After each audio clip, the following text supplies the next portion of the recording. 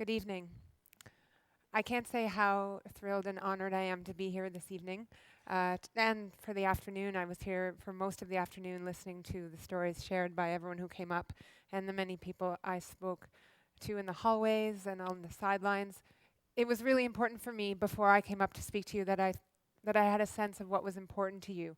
And so many of the stories that I heard today were as impressive to me as I hope my story will be for you.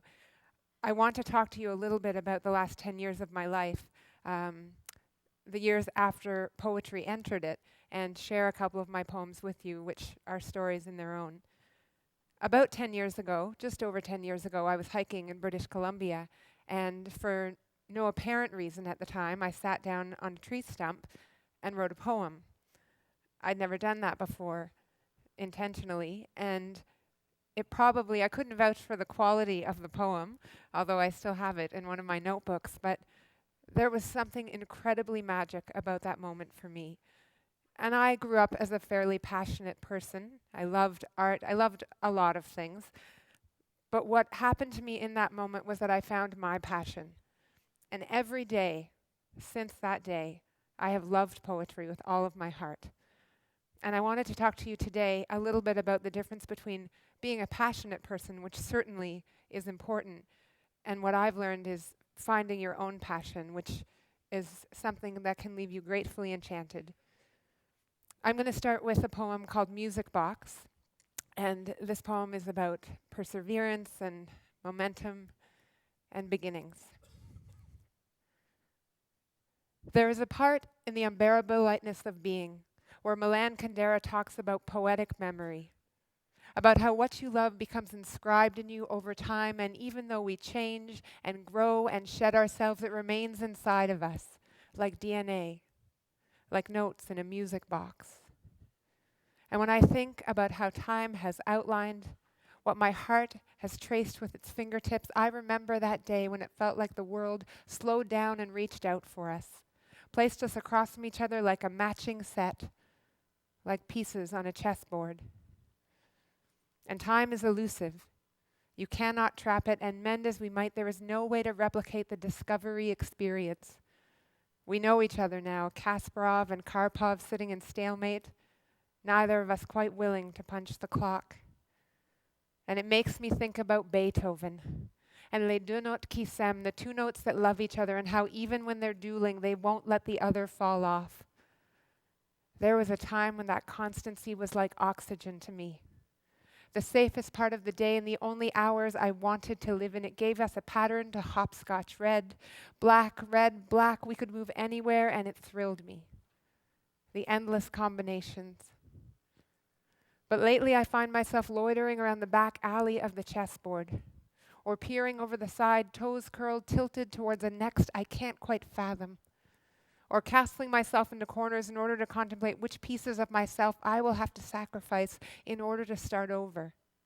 Your silhouette from my reflection, my breath from your thought, the cost of check, the loss of mate. And if we are going to do this, I want it to be together, like everything else we have done. And I remember everything. Every time you didn't push but leaned, how you taught me to waltz through parameters, red, back, diagonal, forward, black. But we will not move backward, even to Beethoven. And we cannot move forward except in waltz. So we find ourselves here. In the absence of movement, there is nowhere left to turn to, and already I feel the shedding of ourselves. Red, black, pieces are falling all around us, and we are scared. We are already lonely, although we are still here together on the chessboard, arm in arm. But this is not about loss. I see that now as I peer over the edge of the chessboard, trace the woven articulation of our time together, a needle and thread like chiaroscuro to draw back the curtains of our hearts, and that is the point, isn't it?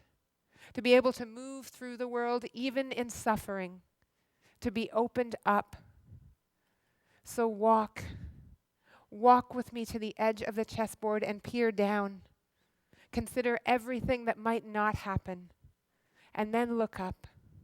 See me looking back at you with my eyes and my heart and with everything that remembers, and listen to them say, we will not let go, even as I take my hand from your arm.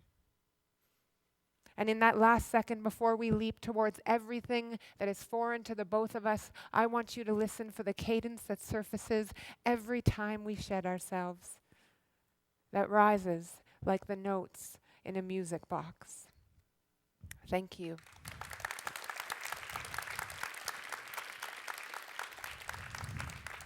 Thank you.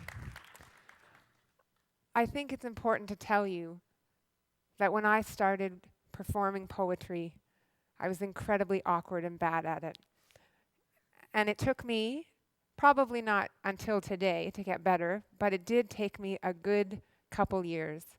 And luckily, my love for poetry and my need for articulation and release made me blind, probably, to how bad I was. And that was quite a gift. And that is part of what I want to talk to you about, in the sense of finding what your passion is. It's not that helpful to be passionate about your best friend's passion.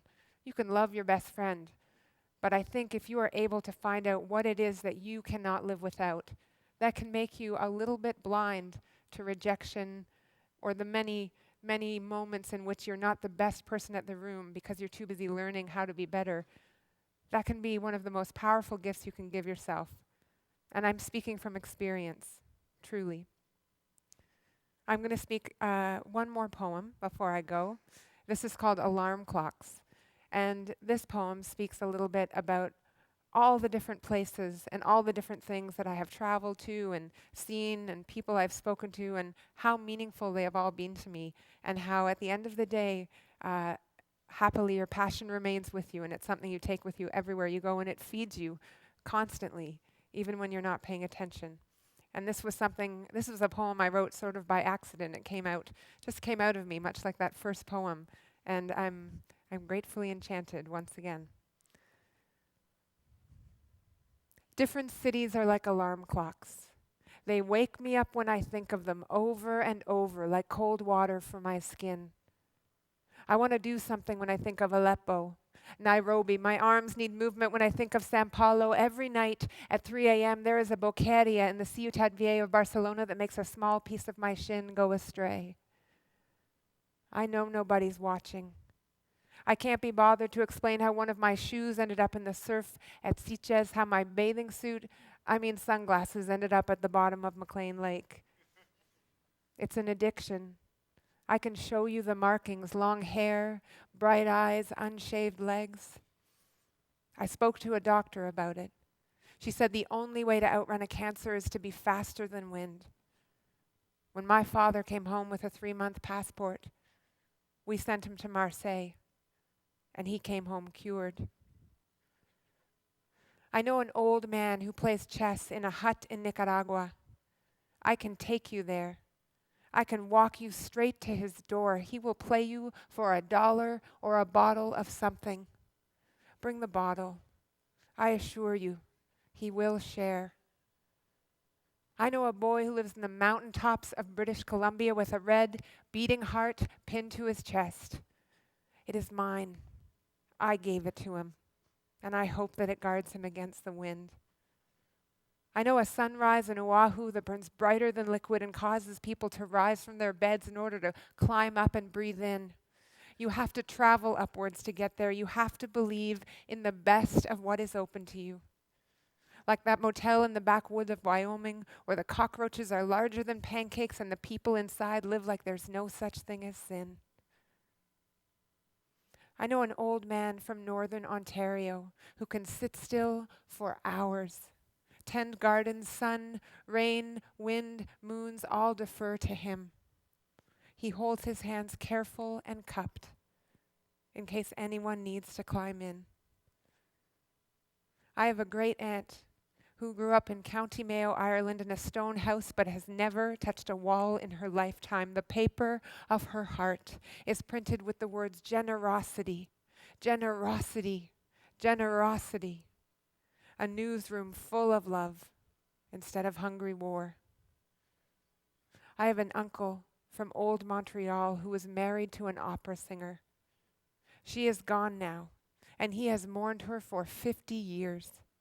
But every night, when her records start to play, there is no one and nothing that can convince him he has been anywhere else before. I wear these thoughts, faces, stories on my skin, scratch them until they are like fireworks going off, until my limbs are a living, breathing places of everywhere I have gone and everything I have been. I am full to bursting, believe me. But there is a place in the back of my heart that has been waiting for you, that has been reserved. I thank you for coming back to fill it in. Thank you very much.